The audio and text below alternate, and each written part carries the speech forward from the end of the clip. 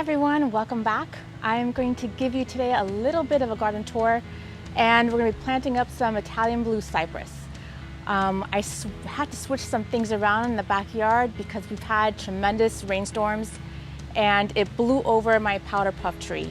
I'm not sure you remember that. I had it right here by the bench, by the pool, and it was knocked over. So I needed to have that tied up against a little pole from one of the canopies just to secure it a little bit. And then I had a hole here by the bench and I had nothing there. So I had a blue Italian cypress stuck in the corner. And I'll show you that. How the back end is a little bit, I guess it hasn't really grown in the back end because it was up against the wall. So I took it out and then I realized it was just lonely. So I got two more Italian cypress just to anchor it down. And I think it looks really pretty. So let me just show you what I've done so far in this backyard. So along this walkway, I've trimmed back actually, the macho fern.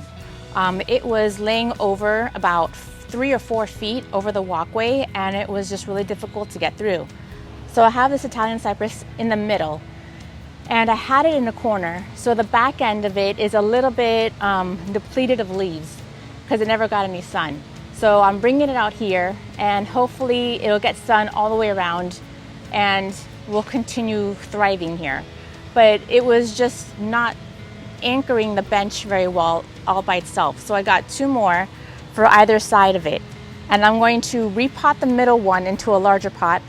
And the other 2, I had containers already in the back of the house that were empty. So I put one on either side and I'm gonna plant those up there.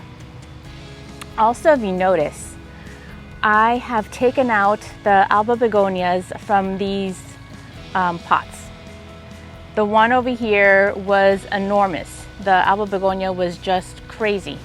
I took it out and I think just having the ferns and the wandering Jew, the purple plant, will do just wonderful. I think it just gives it enough color. I think the alba begonia in there was distracting from the purple and I wanted a little bit of color balance. So I took it out here and now I know it looks a bit drastic. I just chomped it out. I didn't even take it out, I just cut it out. And then I replanted with cuttings just a few of the wandering Jew right inside. So in no time, I'm guessing about 2 or 3 weeks, that's gonna come back full.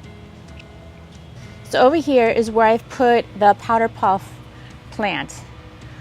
And I've tied it up against the pole so that it doesn't blow away or snap, because after the fall, it's gotten a little loose. So, and the blue Italian cypress was in this corner, which I called my English corner or my French corner. I love the way the mandevilla vine has grown over and is now getting ready to attach itself to the other side. And here's my little topiary selection. I have a Eugenia, double ball topiary in the center. I have the coral sedum right in the front. These are the little boxwoods that I thought I might have killed. I planted them up anyways, and I've been watering them every day, especially when you have them in a small container. You have to water it every day. And they are turning green, which is nice. And I'm not sure if you'll notice, but I do have little buds coming out from them right around everywhere, little buds. So I'm hoping that it will fill in again. Well, it was never really full, but I'm hoping it'll fill in and create a little topiary for myself. Okay, so before we start planting, I'm going to try this biotone starter from Espoma. It has mycorrhizae and microbes that help supposedly transplant shock. It helps promote root growth for new plants. So there's a lady that I watch on YouTube for years now. She lives up in Oregon, Garden Answer. She's phenomenal. But her types of plants and our types of South Florida plants are very different. We can't grow the same type of stuff, but I only wish. So she swears by this and she uses it all the time. Her parents own a garden store, so she's been working in the garden industry forever. So I'm gonna give it a try and see how it works for the plants down here. I'm sure it's the same thing. But I'm hoping that it'll give these Italian cypress a better start. Okay, so here we are. I have my Blue Italian cypress here. This was the back end that was facing the wall and it really didn't grow very well. So if you turn it around, you'll see how beautiful it really is. And I actually got this, when I look back at my records, I got it a year ago. I believe it was a year ago, in 2019. I got it, and it's grown. This thing can grow. So I'm gonna make sure just to maintain it trimmed and cut off the leader, which is the top part. So when you cut off the leader, it'll grow more on the outside and fill in more. And plus, I don't want this to get 30 feet high. I wanna be able to maintain it. So I wanna keep trimming it to make sure it stays in the height that I want. So I'm gonna put this one, which is the taller one, into this bigger pot. So let's start with that. Now you'll notice I am wearing gloves because this says to wear gloves when you pour it in. And you always wanna read the labels on the back to understand how to use your product.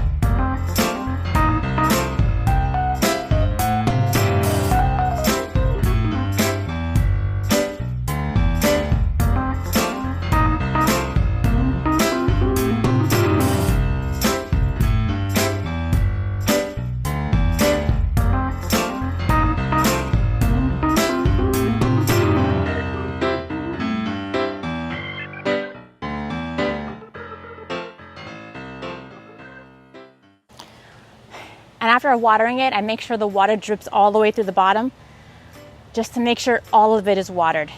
And it is, it's coming out the bottom, so I'm good. And since it's already with soil and heavy, and this is the larger pot, I make sure to have these things on wheels. It makes life so much easier.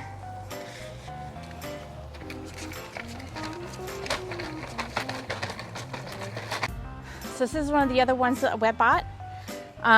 It is significantly smaller and narrow, so it's not so very heavy.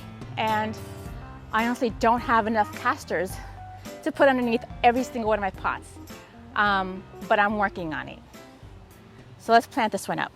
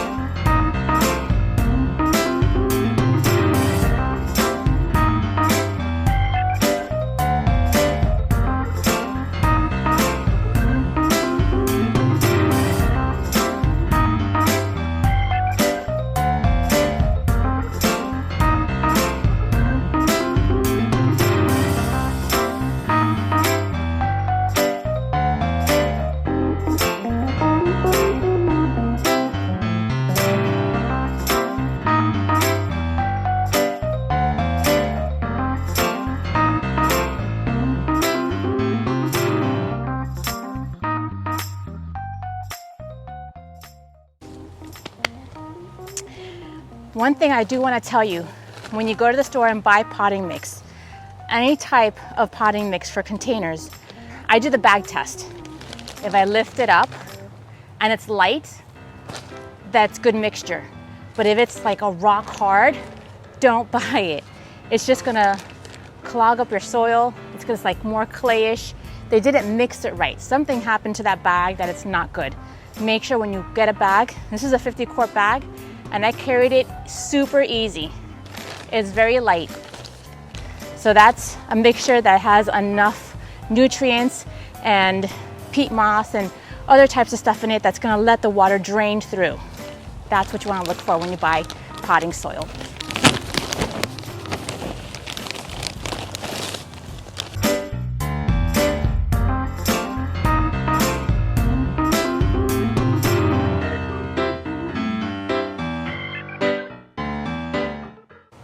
All right guys, to finish things off, what I always do to my plants is I always top dress it with some pine bark mulch.